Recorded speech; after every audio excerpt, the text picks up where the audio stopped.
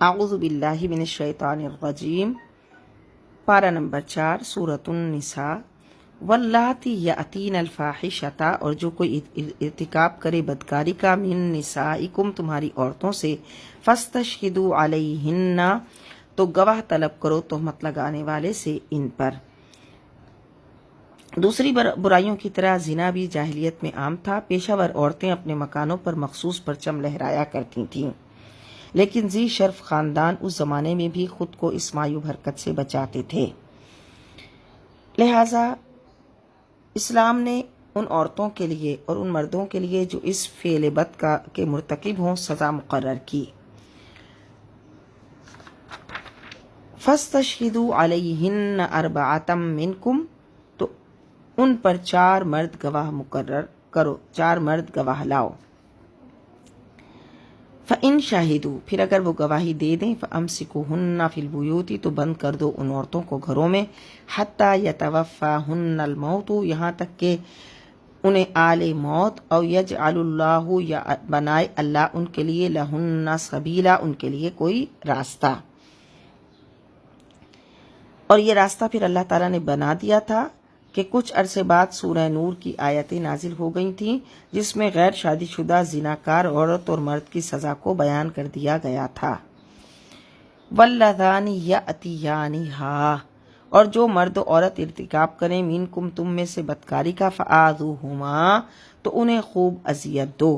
یہ اس وقت ہے کہ جب 2 مرد ایک دوسرے کے قریب جائیں یا 2 عورتیں ایک دوسرے کے ساتھ غلط حرکت کریں۔ فَإِن تابا، پھر اگر وہ دونوں توبہ کر لیں، وَأَصْلَحَا، اور خود کو سنبھال لیں، فَأَعْرِضُوا عَنْهُمَا، تو چھوڑ دو انہیں، ان سے اعراض کرو۔ إِنَّ اللَّهَ كَانَ تَوَّابًا رَحِيمًا، بے شک اللہ بہت توبہ قبول کرنے والا، رحم فرمانے والا ہے۔ إِنَّمَا التَّوْبَةُ عَلَى اللَّهِ، توبہ قبول کرنا اللہ نے اپنے ذمے پر لیا ہے، للذین یعملون السوء بجہالۃ، ان کی توبہ جو کر بیٹھتے ہیں کوئی گناہ بے سمجھی سے، ثم یتوبون من قریب، پھر جلدی ہی توبہ کر لیتے ہیں، فاولئک یتوب اللہ علیہم، تو اللہ توجہ فرماتا ہے، ان کی توبہ قبول فرماتا ہے، ان پر نظر رحمت فرماتا ہے۔ وکان اللہ علیما حکیما، اور بے شک اللہ سب کچھ جاننے والا، حکمت والا ہے۔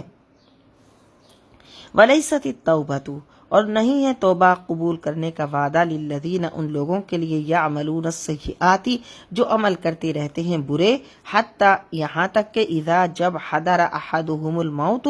آتی ہے ان میں سے کسی کو موت، قال، تو کہتے ہیں، انی تبت الآن، بے شک میں اب توبہ کرتا ہوں، وللذین یموتون وہم کفار، اور نہ ان لوگوں کی توبہ جو مرتے ہیں اس حال میں کہ وہ کافر ہیں۔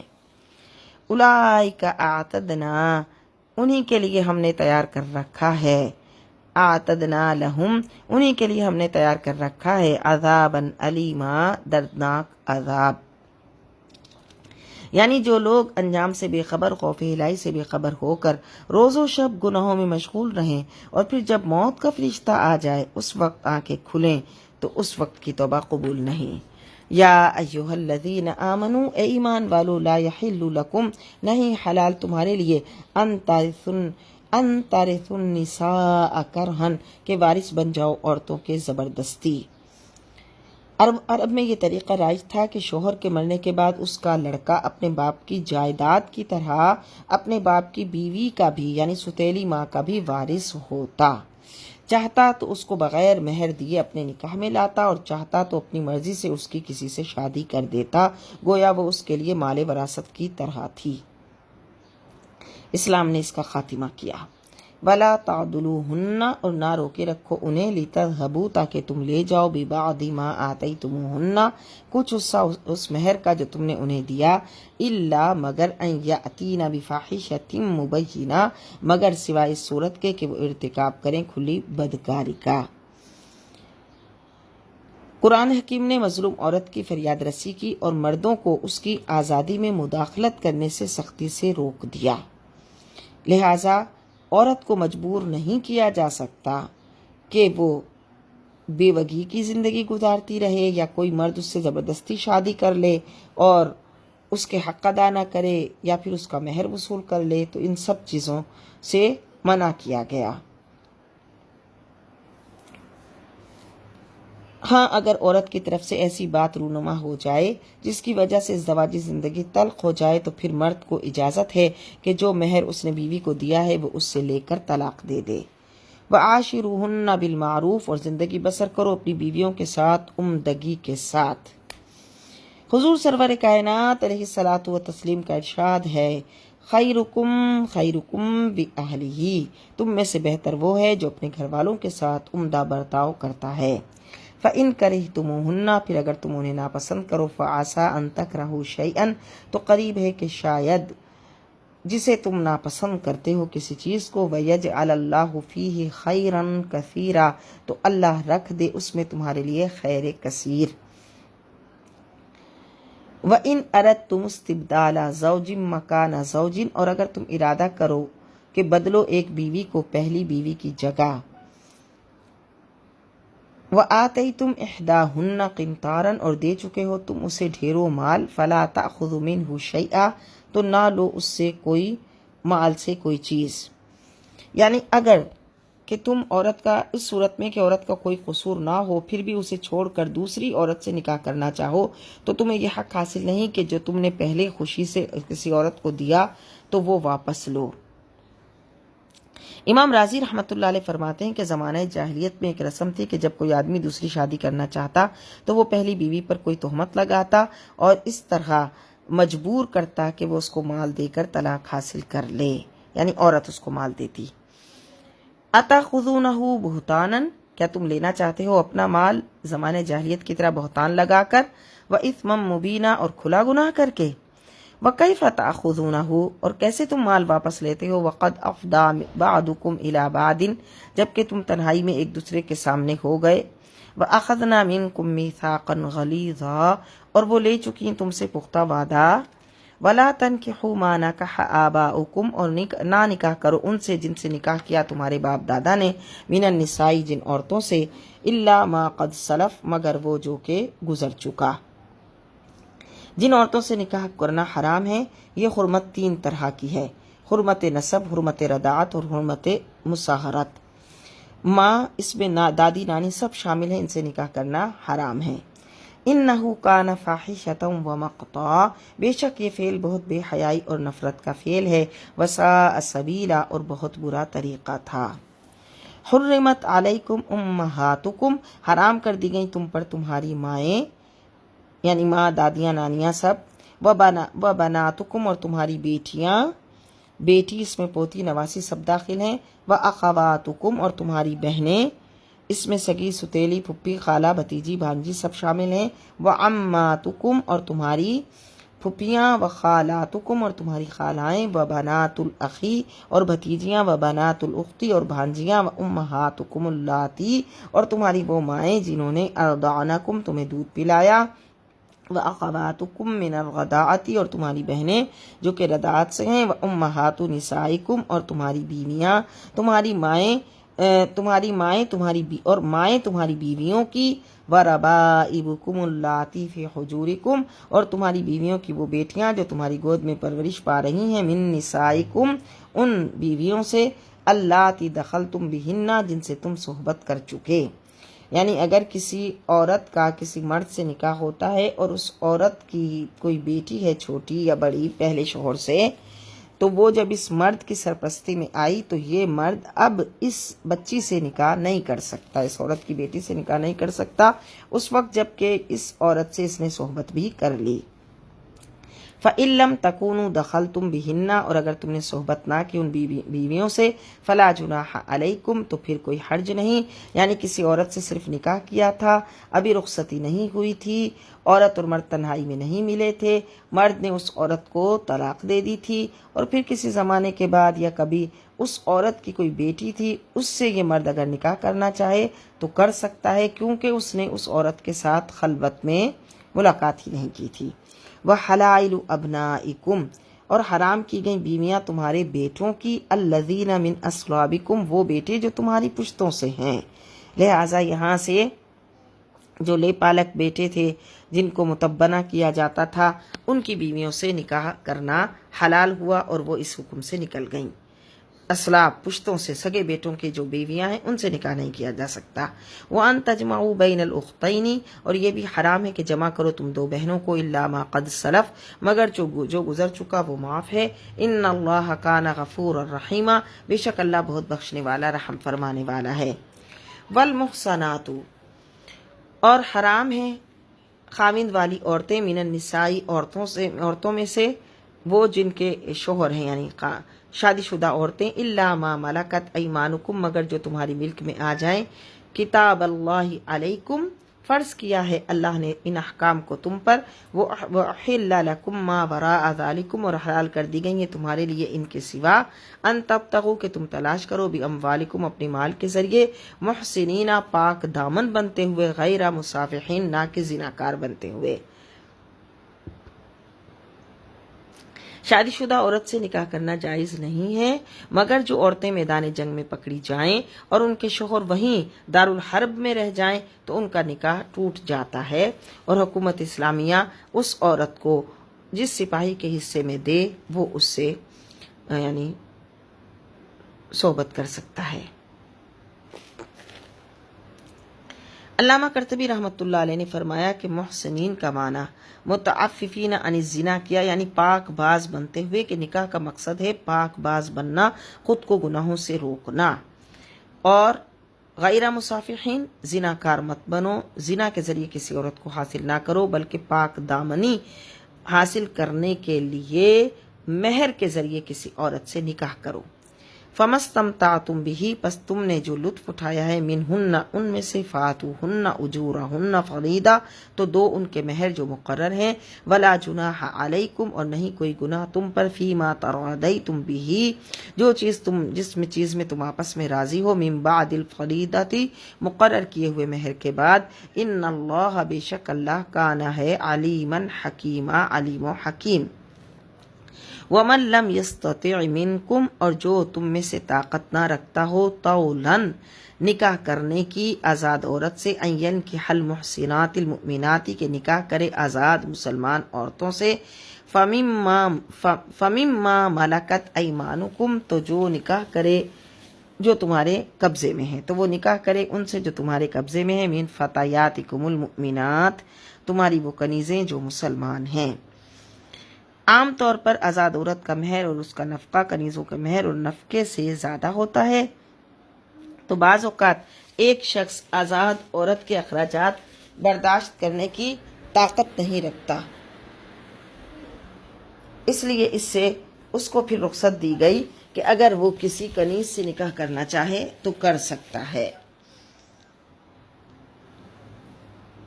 واللہ اعلم بایمانکم اور اللہ بہتر جانتا ہے تمہاری ایمان کی کیفیت کو، بعضکم من بعض بعض تمہارا بعض ہی کی جنس سے ہے۔ فانکحوہن تو نکاح کرو باذن اہلہن ان کے سرپرستوں کی اجازت سے، وآتوہن اجورہن اور دو ان کو ان کے مہر بالمعروف دستور کے موافق بہتر طریقے سے، محصنات وہ پاک دامن بن جائیں، غیر مصافحات نہ کہ زناکار، ولا متخذات اور نہ بنانے والی ہوں، اخدان خاموشی سے دوست، یعنی خدن اس کو کہتے ہیں جس کے ساتھ پوشیدہ برے تعلقات ہوں، تو اس آیت میں کھلے اور چوری چھپے زنا دونوں سے منع کیا گیا۔ فَإِذَا أُحْصِنَّ پھر جب وہ محفوظ ہو جائیں نکاح سے، فَإِنْ أَتَيْنَ بِفَاحِشَةٍ پھر اگر وہ ارتکاب کریں بدکاری کا، فَعَلَيْهِنَّ تو ان پر نصف ما علی المحصنات من العذاب اس سزا کا نصف ہے جو آزاد عورتوں کے لیے ہے۔ قلعے کو حصن کہتے ہیں کیونکہ وہ دشمن کے حملے سے محفوظ رکھتا ہے، تو اسی مناسبت سے جو مرد یا عورت بدکاری سے اپنی حفاظت کرے اسے بھی محسن اور محسنہ کہتے ہیں، تو یہ لفظ شادی شدہ کے لیے بھی قرآن نے استعمال کیا ہے۔ ذالک لمن خشی العنۃ منکم یہ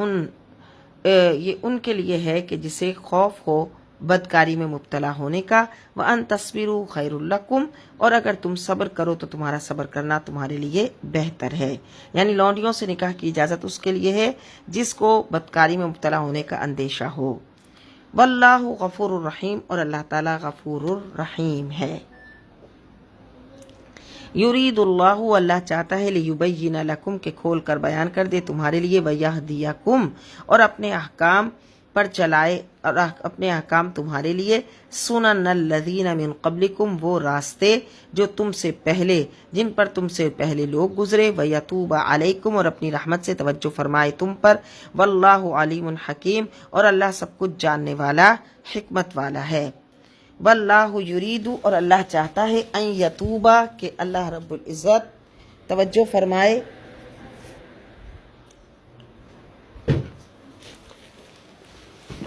علیکم، تم پر، واللہ یرید ان یتوب علیکم، اور اللہ چاہتا ہے اپنی رحمت سے توجہ فرمائے تم پر، ویرید الذین، اور جو چاہتے ہیں وہ لوگ، یتبعون، جو پیروی کر رہے ہیں، الشہواتی، اپنی خواہشوں کی، ان تمیلوا میلا عظیما، تم حق سے بالکل منہ موڑ لو۔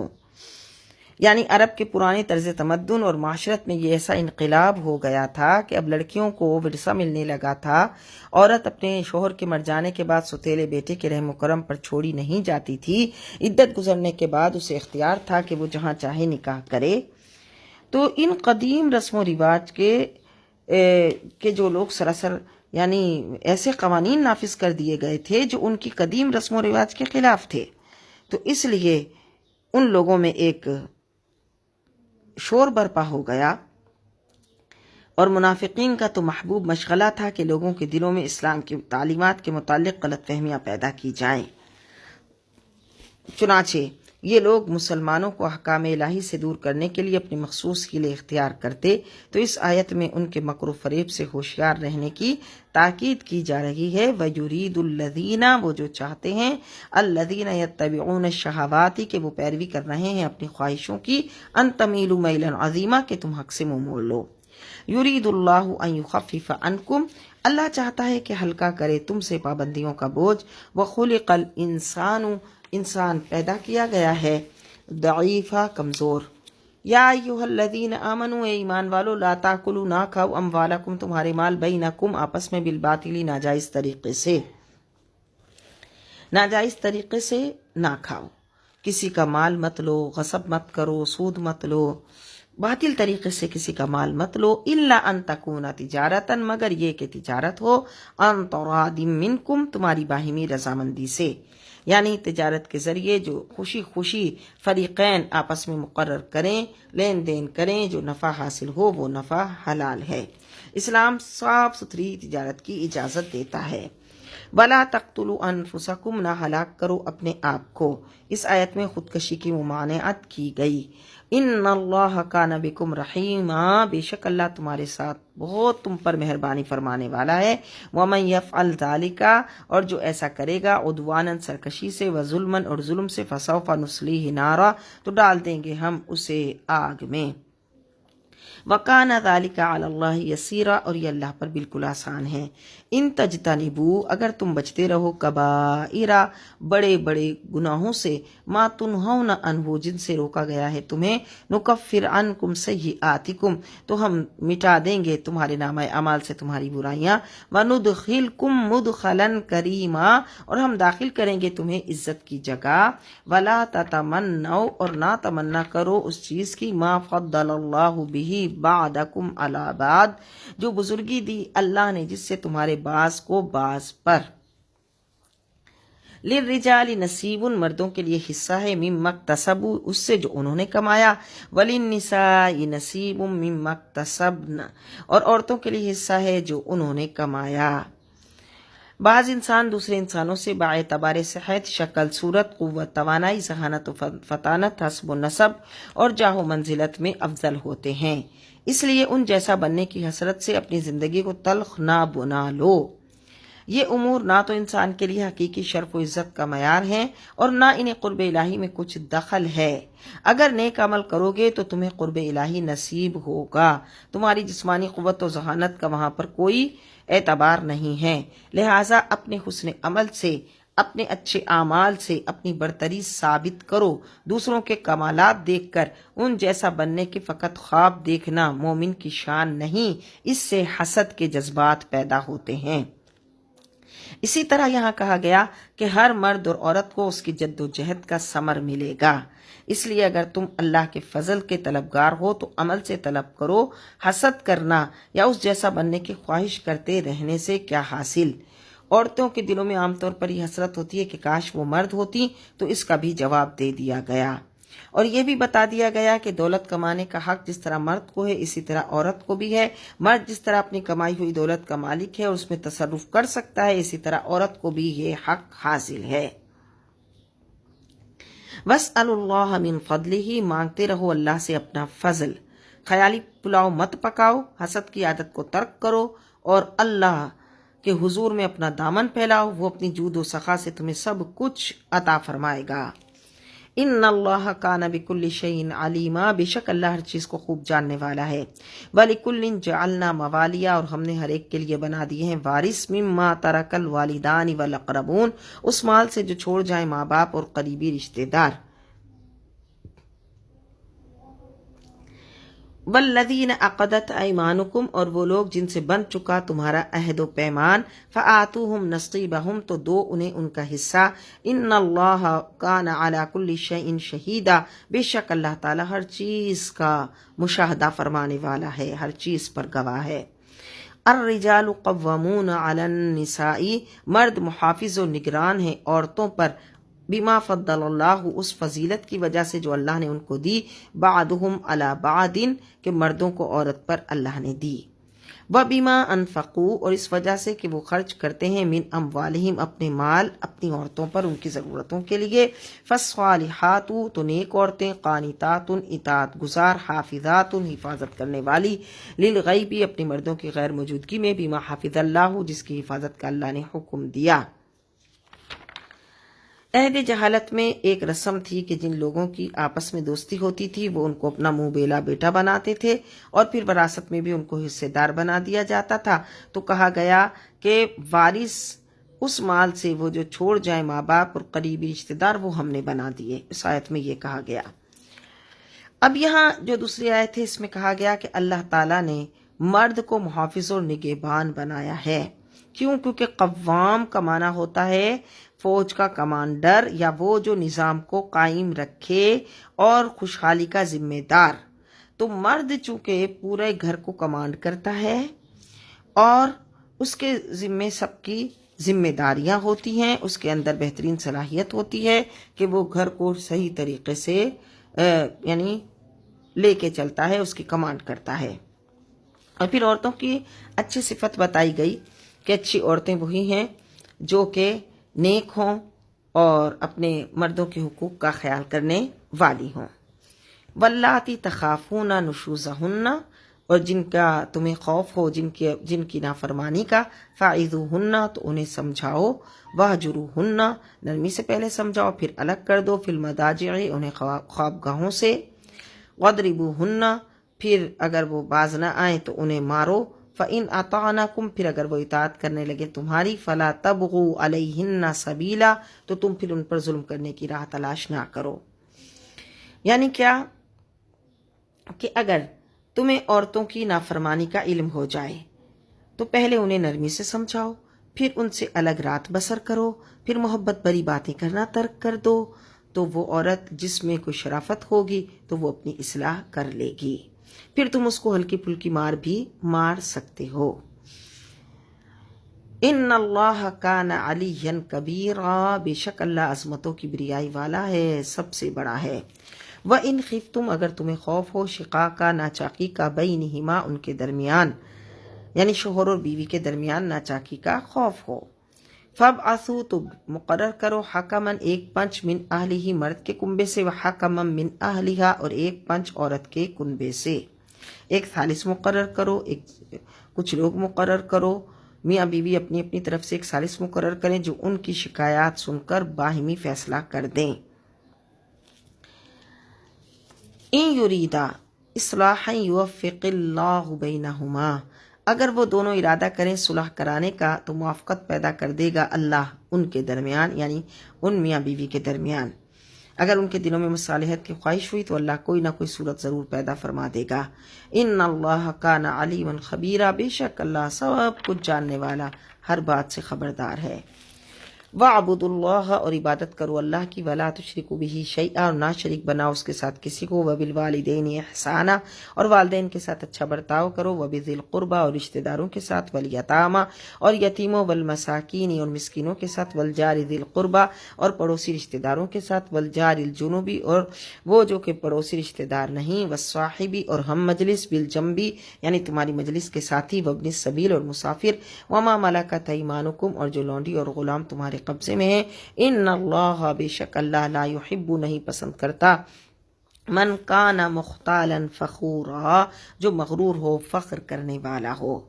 مختال، مغرور اور متکبر کو کہتے ہیں ایسا انسان جو کسی کے ساتھ مہربانی اور شفقت نہ کرے۔ الذین یبخلون، وہ جو بخل کرتے ہیں، ویأمرون الناس، اور حکم دیتے ہیں لوگوں کو، بالبخل، بخل کرنے کا، ویکتمون، اور چھپاتے ہیں، ما آتاہم اللہ، جو عطا فرمایا اللہ نے انہیں، من فضلہ، اپنے فضل و کرم سے، وآتدنا، اور تیار کر رکھا ہے ہم نے، للکافرین، کافروں کے لیے، عذابا مہینا،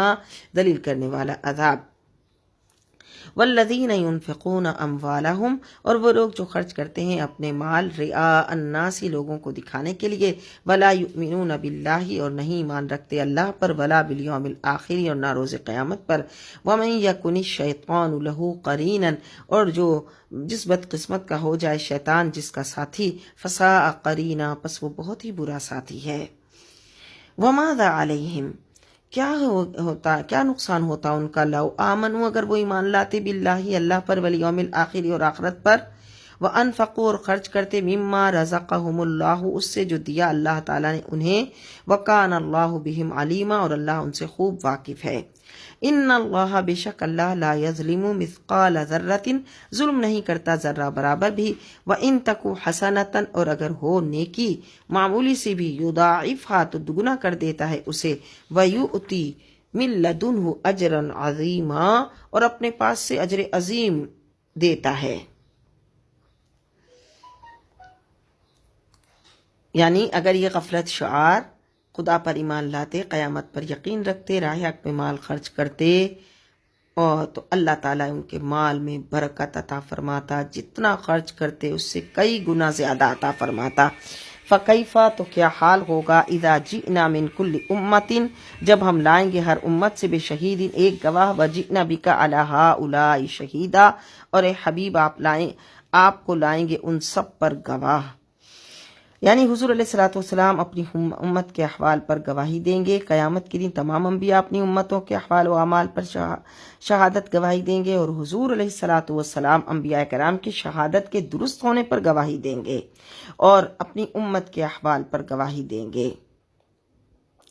کیونکہ حضور اقدس صلی اللہ علیہ وسلم پر ہر صبح و شام آپ کی امت پیش کی جاتی ہے، آپ اپنے ہر امتی کا چہرہ اور اس کے اعمال کو پہچانتے ہیں۔ یومئذ، اس دن، یودو، تمنا کریں گے، الذین کفروا، جنہوں نے کفر کیا، وعصوا الرسول، اور